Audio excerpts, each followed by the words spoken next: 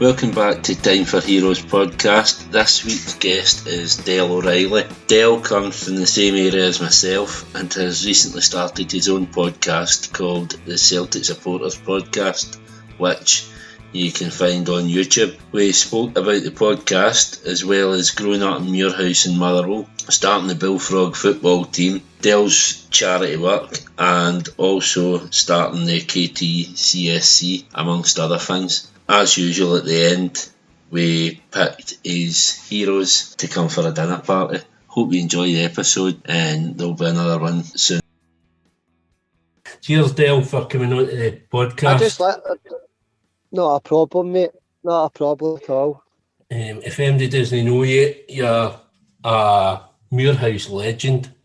Everybody in Muirhouse knows you. I wouldn't go that far. But... every day, man, you are.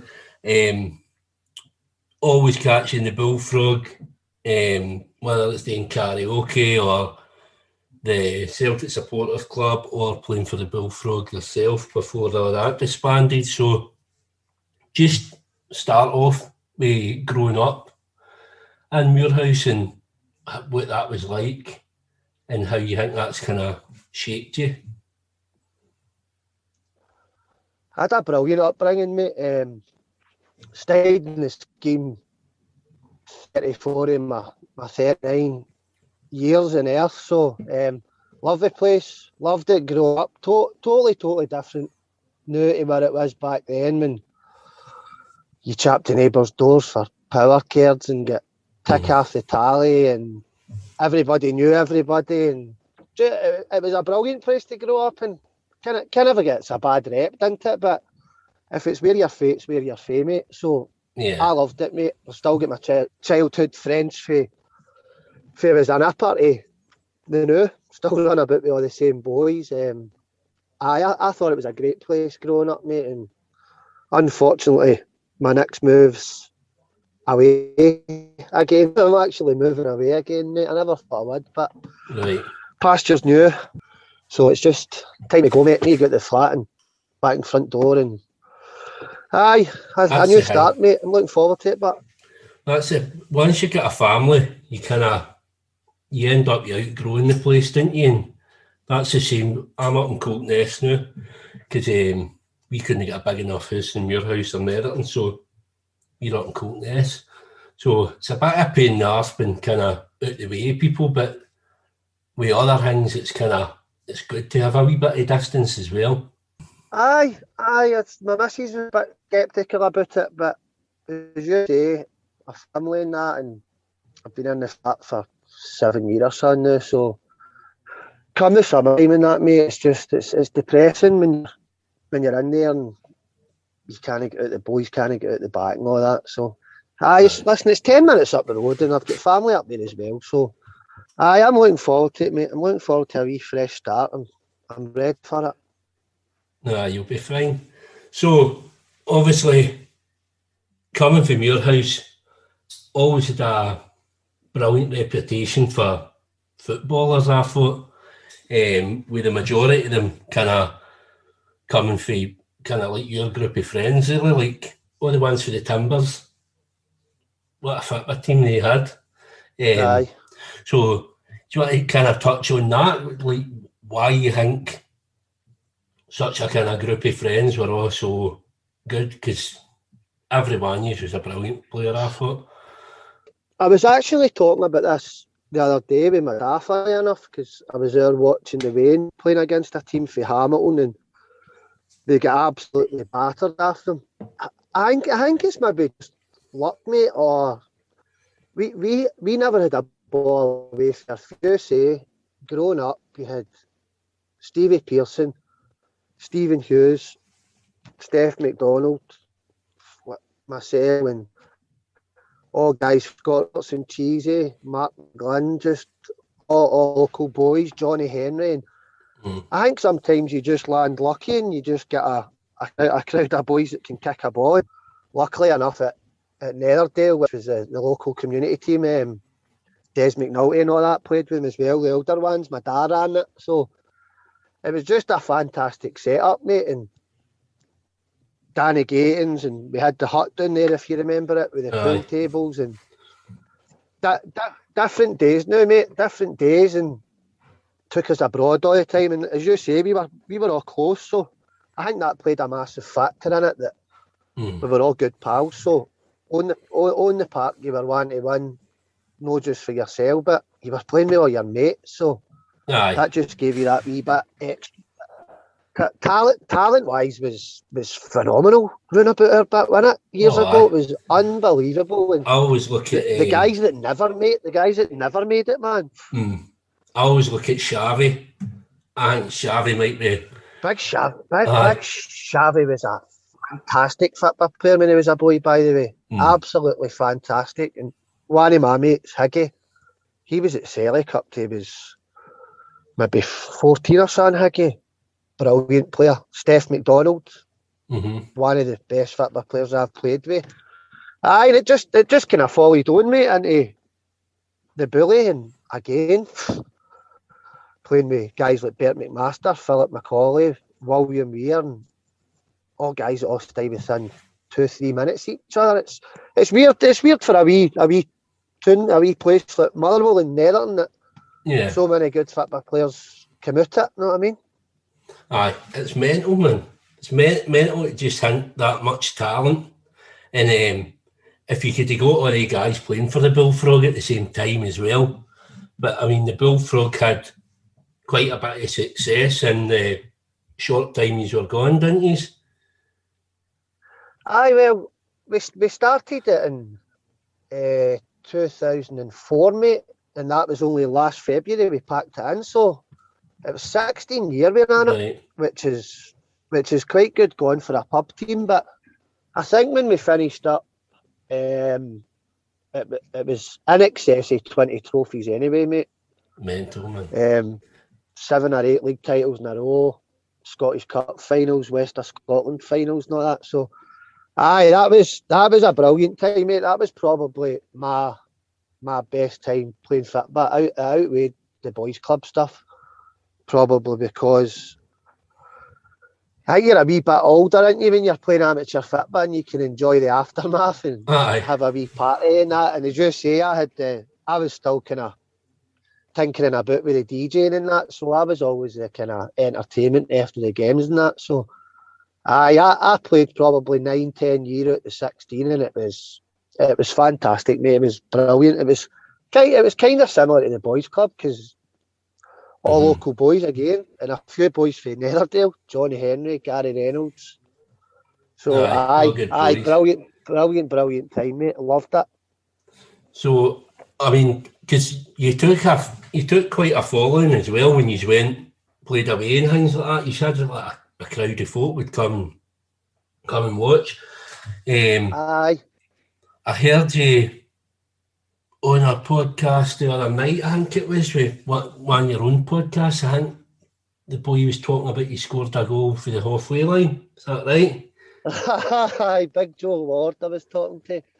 Aye, I think I've mentioned it a few times, because I don't score many goals, so the halfway line man was a good one. It was just another rough Sunday, mate. I was on the bench and I didn't really want to play. And Bonnie Ford, who was the manager for about 10-11 years, put me on, and the ball just dropped in the halfway line, mate, and I just couldn't be arsed running.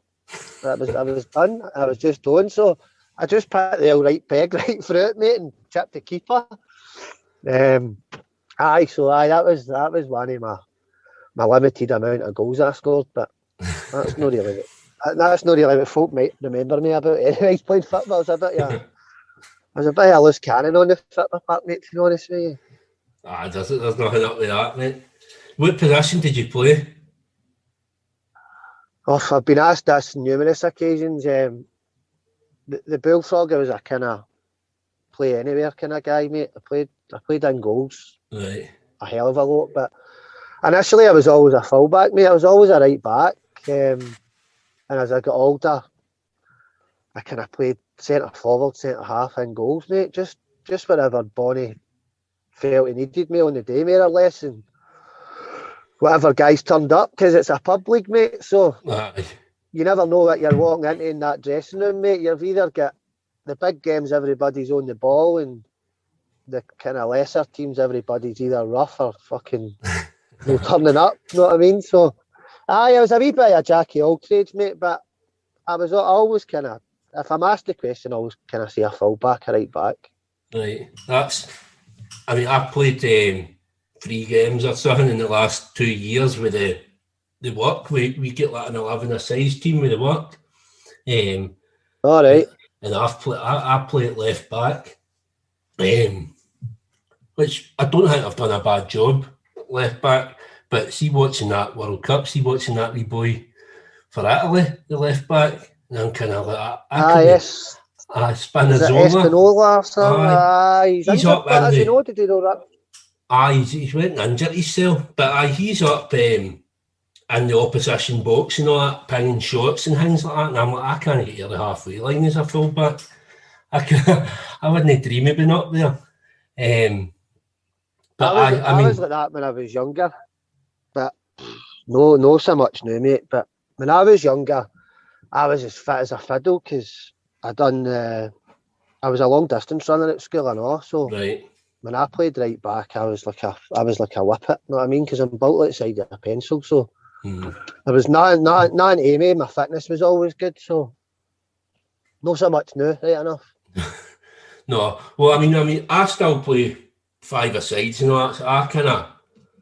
I enjoy it, man. And they're changing my shifts at work and all that. I think I'm going on the night shift next month, and I'm gutted because I'll not be able to play football. So I don't know what I'm looking for a Sunday league or something because I need to do something. But I miss it all the time, mate. But I've made that many comebacks and I've had terrible injuries early years, ligaments in my ankles, broke my ankle, ligaments in my knees and all that. So, and any time I get back, it's very, very short-lived because my legs just gee up, man, because I've got fucking legs like a sparrow, you know what I mean? That's the thing as well. You kind of, I don't know if it's just kind of guys your age as well. You don't want to admit that you're getting old, don't you? You want to keep going as long as you can. I know, and you would love to, but listen, you see amateur guys playing into their 50s. I played in the over 35s league when I kind of finished up with the bully, and I dipped my toe in the water with that, and I played against a guy for Hamilton. I think it was Edelwood we played against, and he absolutely schooled me, mate. I was 35 at the time, and after the game, I said to him, "What age are you, mate?" He said 53. And he absolutely ran. He never moved out the centre circle, mate. Just a brilliant football player. The over 35s is good, mate. It's a very, very, very high standard, but it's a good standard. Aye, because the legs might not be there, but still get the brain, haven't they? So. Aye, that's it, mate. And you don't need to run about if you're a proper football player and you can read a game well. You see guys just sitting at the back, they don't move at their 18-yard box, and guys will sit in the middle of the park. And then if you've got a couple of young bucks at 35 that have got a bit of legs in them, it works. Played against some really, really quality sides at that level, so I did. So, kind of touching on football and kind of helping with guys' mental health, really, didn't it? Obviously, with the Bullfrog, you had a couple of kind of incidents or players. I don't know if you want to kind of touch on that in any way, because she's done a lot of kind of charity work for it as well. Aye, obviously with 2 guys that played with us, PG Ayton, goalkeeper, who lost his life. He was only 23, I think Paul was, through suicide. John Fowler, 18 months previous to it. I think John was 26 maybe. Suicide as well, mate. So it's something very, very close to the club, especially in the pub.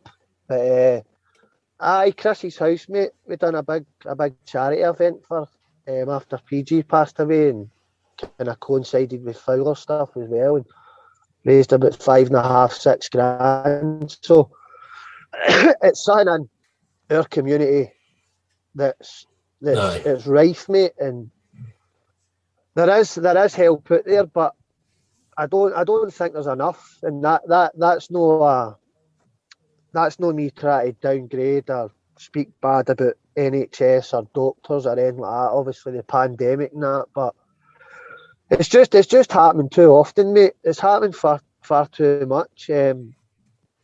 It's good to talk. I keep in touch. You don't see your pals a lot, mate, but it's a thing. You should always keep in touch with them, whether it be a text message, a phone call, anything at all. And I've not done as much recently regarding the charity stuff, but with the podcast, myself and Hoggy, I've kind of touched base with Chris's house, so we're going to try and promote it and make them our kind of main charity, and hopefully do an annual thing through the podcast I've started, mate. So I'll be dipping my toe back in the water very soon. Hopefully get a meeting with the guys up at Chris's house. But other than that, it's a place I like talking about, and if there's any young ones, or in fact, not even young ones, it doesn't matter what age you are. Well, it can touch everybody.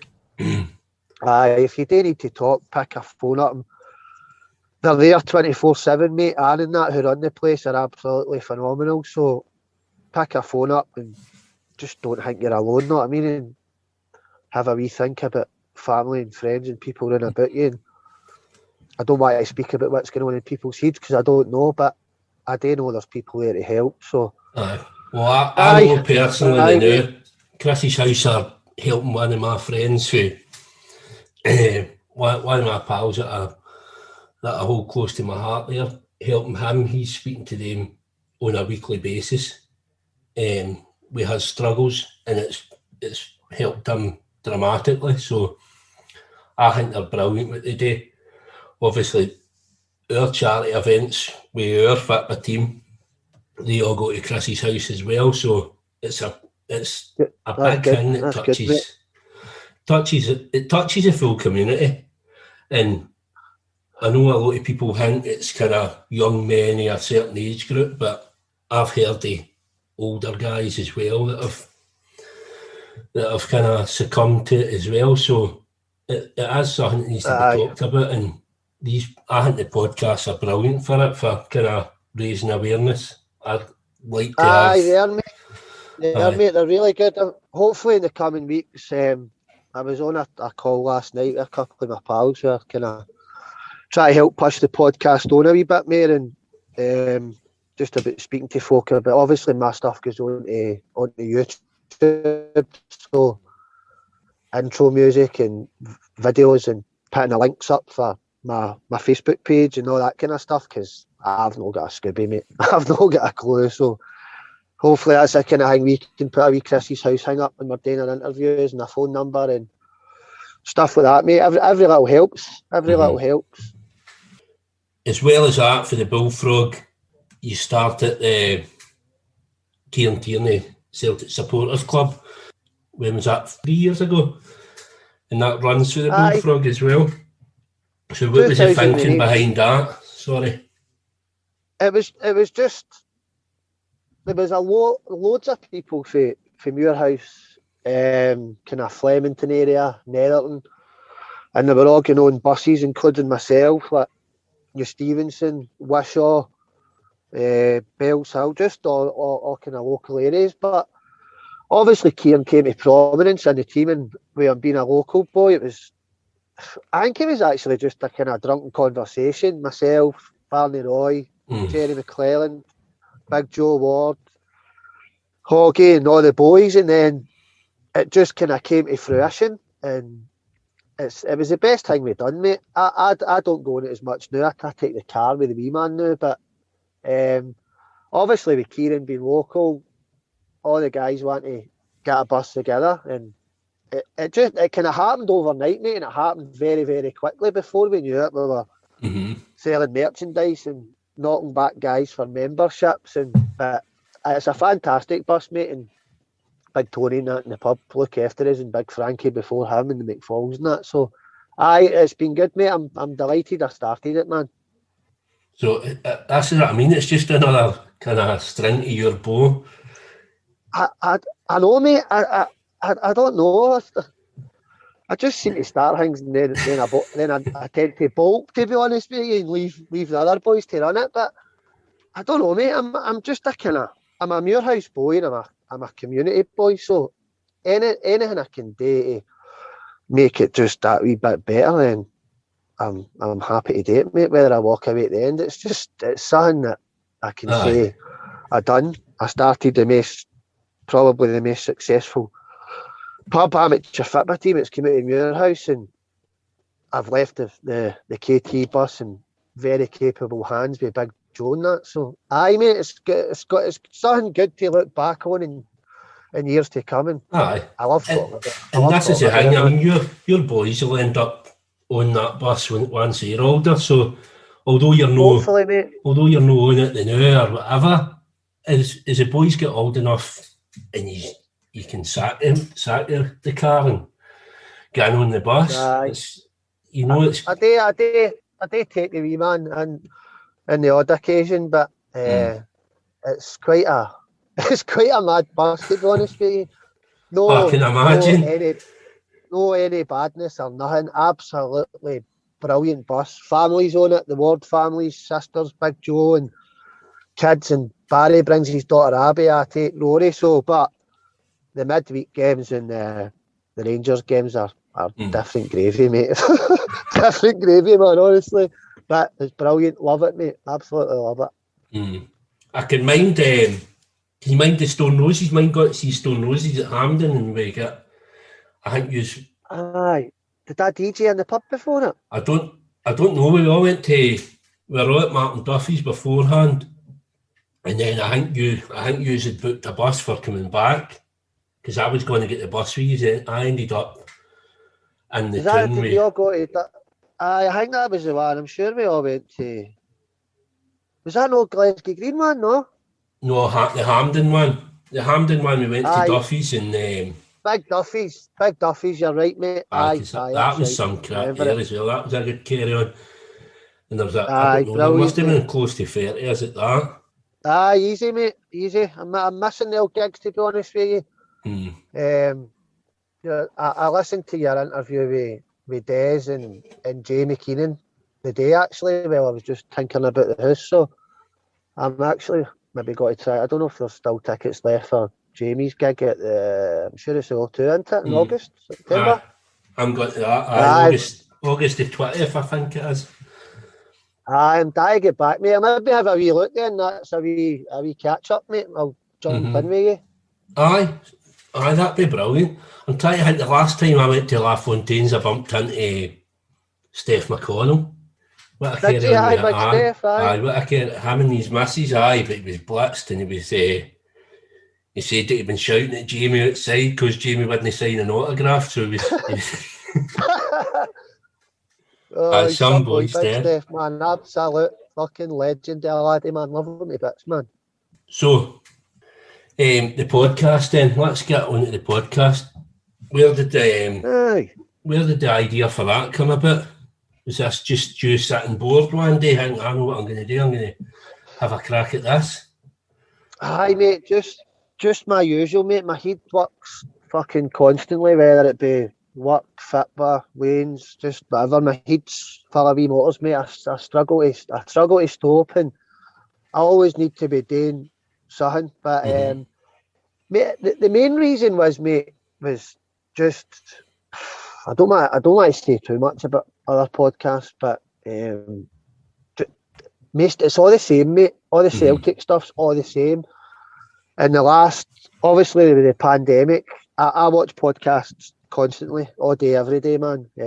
Open Goal, James English, and bits and bobs. So just the same crap, mate. The same moaning, the same patter, just the same everything. So my podcasts are more based on stories and going to the game and the origins of the supporters clubs and funny stories and Seville and just stuff like that, a wee bit more light-hearted, and don't like to go in too much to the football side of it on my interviews that I'm going to be doing. But me and Big Hoggy are also going to be doing a Facebook Live post-match this season as well. Just maybe a wee 15-20 minute segment on Facebook.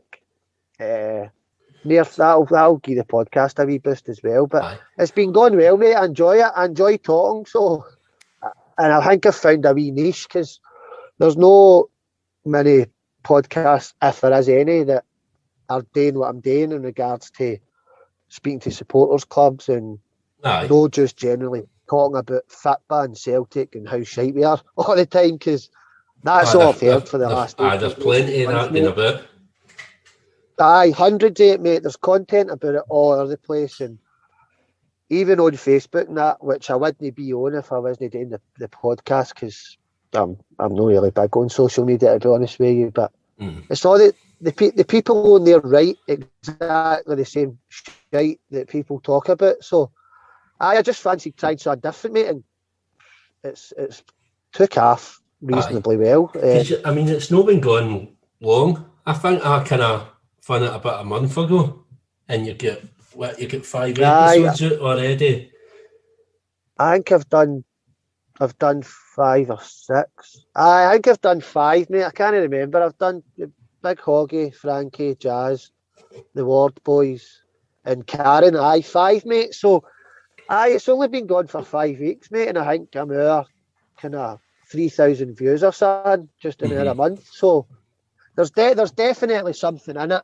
But as I said, I had a phone call with a couple of good pals last night who are a wee bit more clued up just regarding equipment and video editing and intro music and that kind of stuff, which can maybe talk to you about AFPod as well, know what I mean? But I'm enjoying it, mate, and just looking to get some more guests on and hopefully get that kind of... It's definitely kind of caught my interest. It was next door neighbour says to me about it. She says, "Oh, you seen wee Dell's podcast?" I'm like, "Dell who?" She's like, "Dell O'Reilly." And I was like, "I'm going to message him." And literally, I don't know when the last time I spoke to you, probably that Stone Roses thing. And I went into my messenger, and the first name that came up on my messenger was you. And I thought, that's funny. So for then, so that's about a month ago I started watching, and I think it's nice because it's different people that I've never heard any of these people in any other podcast, so it's nice to hear different voices, different takes on things. Mate, and that's it, and that's the thing with getting away from what the other guys are talking about, because they're constantly repeating themselves and talking about the same shite all the time. So if I can obviously interview a different person every week or every fortnight going forward, that's the plan, then you're never going to hear the same stuff. So it's new content every single interview. I actually messaged Des McNulty. I think Des is going to come on when he's got a bit of time as well. So I just try and keep it. Just try to keep it variety, I think, is key, mate, on podcast, isn't it?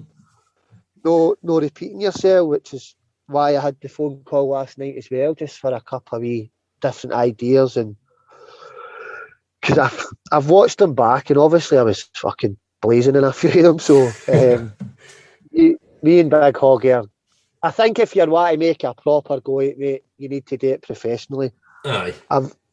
I done it kicking off as a hobby and just something that I thought a wee couple hours a week I would quite enjoy. But it's once you realise that you've got a wee bit of a fan base and people are see if you don't bring a podcast out for like 2 or 3 weeks or whatever, you get folk messaging you, moaning about it and all that. Where's the podcast that you've been doing? Why this and all that? So that's it. I think it's just all about kind of staying relevant, isn't it? And not going to hear the same stuff all the time, try to change it up a wee bit. And I think I was on a call last night for about 3 hours, so just bouncing off ideas off the likes of yourself and people I know. So I'm looking forward to where it goes, mate. As I say, I'm moving house, so we'll get a wee man cave, hopefully built Aye. for probably next spring, and get a proper wee setup, mate, a wee desk and that, and get folk into interview, because I'm big on the face-to-face stuff, mate.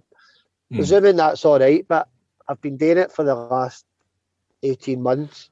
We'll see the thing is, because you started off with face-to-face interviews as well. I think that's half the battle, because I started all this September, so it was right in the middle of lockdown, so I thought I would just do Zoom, and now I'm that way where I should be doing face-to-face interviews, but because I've not done it, it's a bit of a kind of freak out about it, you know what I mean?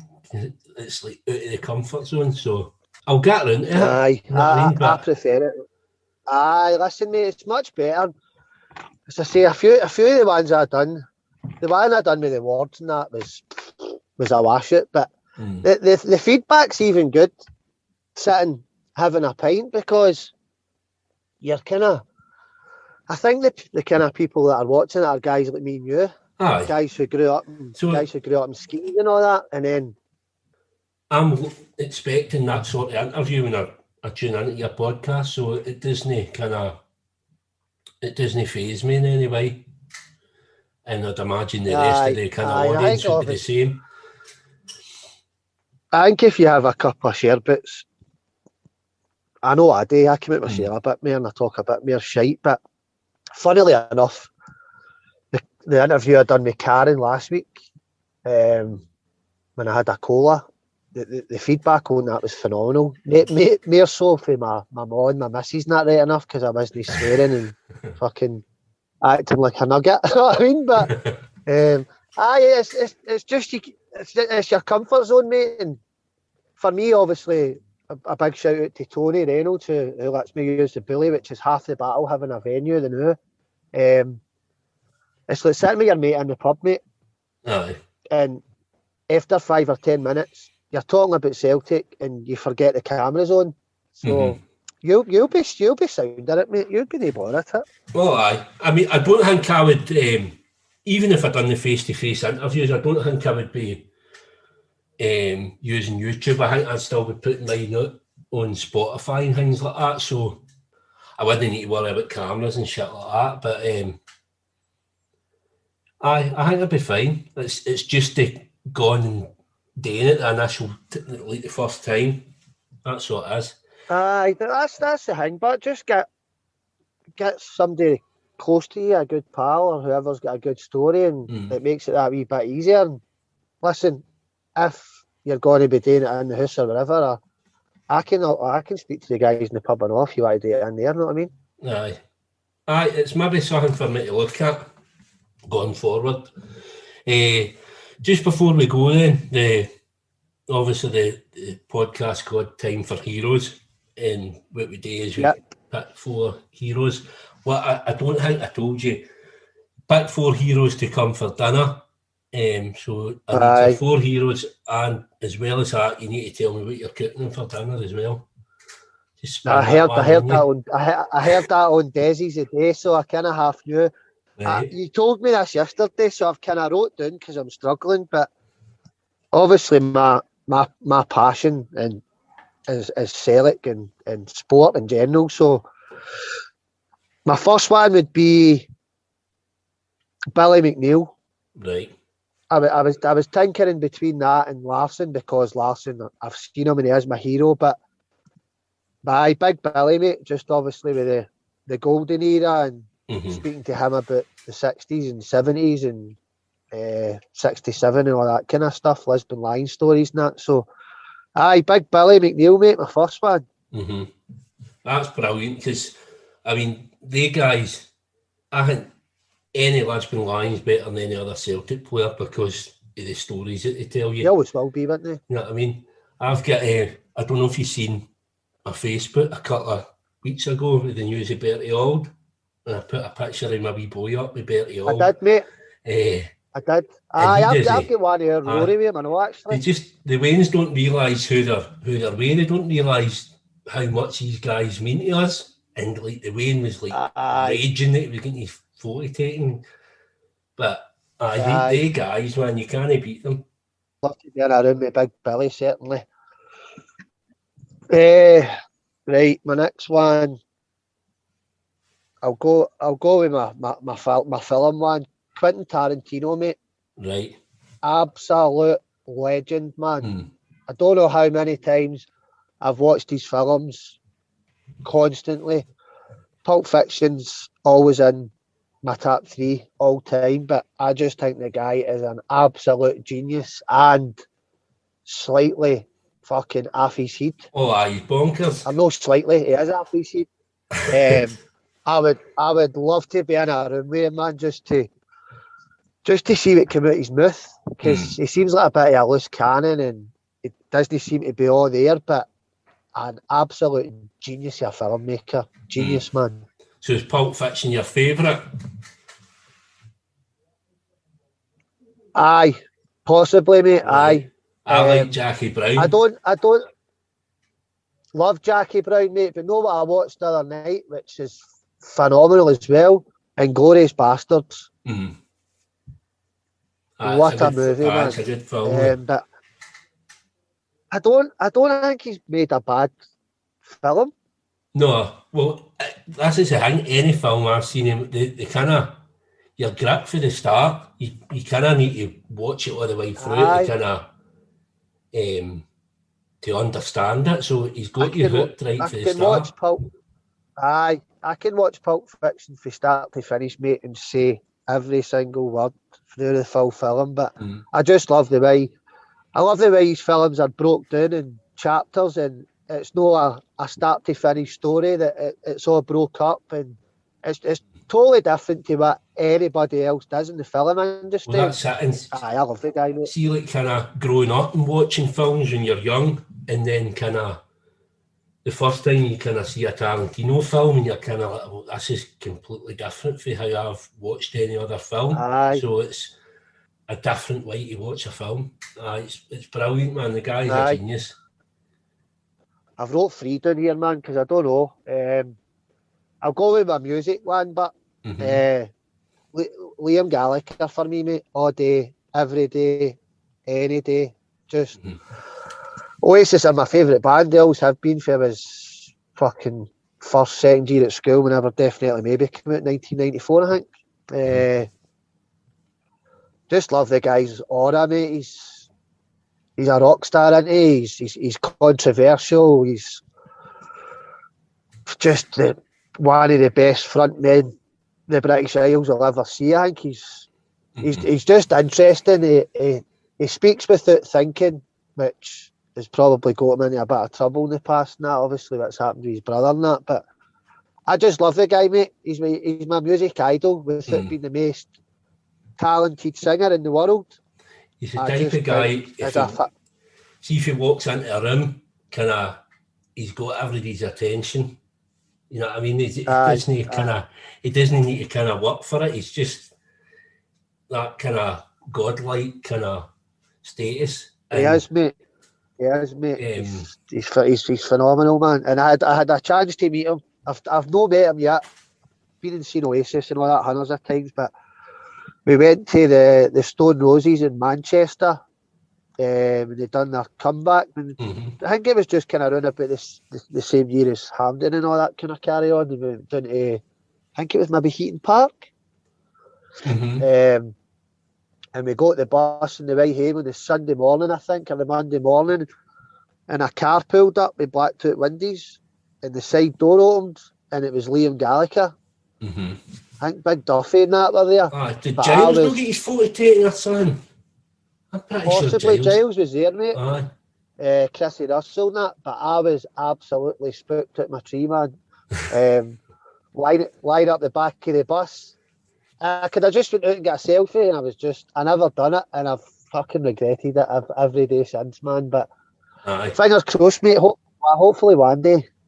Well, this is how you need to make sure this podcast gets famous, so that you can kind of meet him at some sort of award ceremony or something. That's it, mate. I'll get him on for a shite talk about Man City and Celtic. The other thing with Liam as well, the other thing that's good about Liam is that he isn't Noel. You know what I mean? Because Noel's kind of I don't know what's Aye, happened to listen, him. no. He's changed, hasn't he? He's kind of... He's he's a music genius, mate, isn't he? But but he's I don't forgot about know. the fans, I I think. because I don't know, mate. And I obviously don't know the fucking guy personally, and you probably don't know half as much as what's been on between the two of them as how the media portray it. Know what I mean?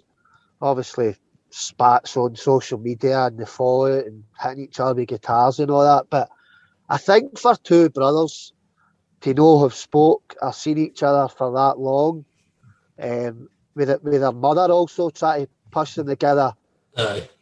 it's got to have been something big, hasn't it? Really, really big that you maybe don't know as much as you think you do. But aye, mate, for the fans, I think a lot of it just seems to be to do with the wife. His wife kind of...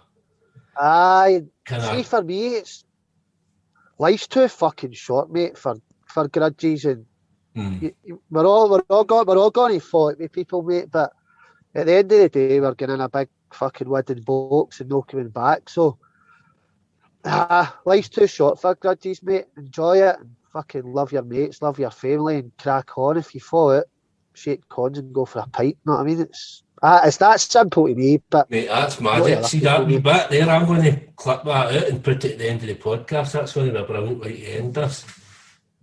Your statement. Oh, cheers, mate. Have I got one there? No, listen. You can have your next two. Just fire and base it. Who have I got? But no, I've got Billy McNeil, Quentin Tarantino, Liam Gallagher. Is it 4? 4, but if you've got 5 there, just have the 5. I have got 5, mate, because I wrote down football, film, golf, boxing and music, just because that's my 5 things. Tiger Woods and Ricky Hatton, mate. Right. So... Tiger Woods, Ricky Hatton, man. Well, that's got... You get Ricky Hatton with Liam Gallagher, so you know they two are going to get on anyway.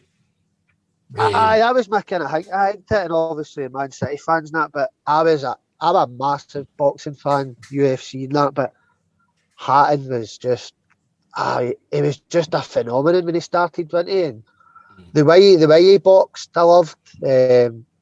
Obviously, his 2 defeats and all that, but where he's come back from as well, obviously he's had a lot of issues himself, hasn't he? So I loved him, mate.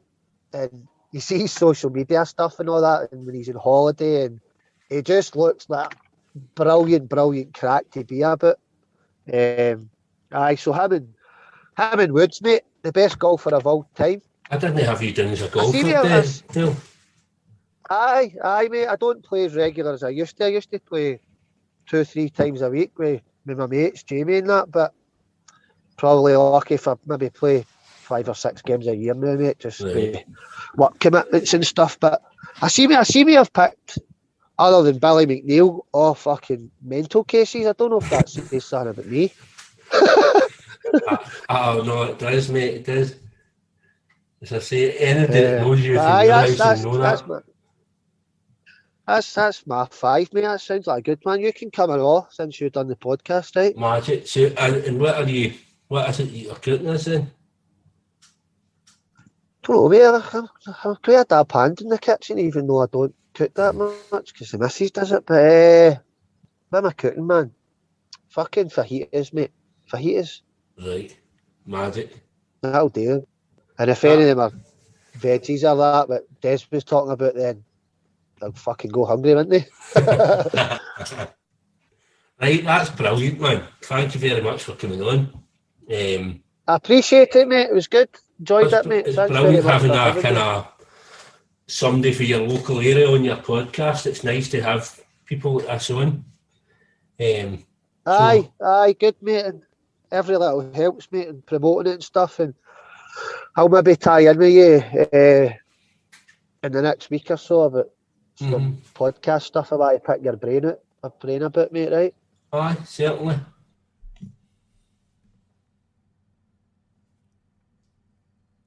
I hope you all enjoyed this episode of Time for Heroes podcast. If you would like to get in touch, the best way is on the Facebook page, Time for Heroes podcast, or on Instagram at Time for Heroes Podcast, or Twitter at Time for Heroes P1, or drop me an email at timeforheroespod@gmail.com.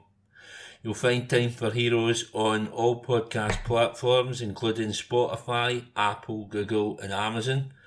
Please leave a review where you can, share with others, and more importantly, enjoy.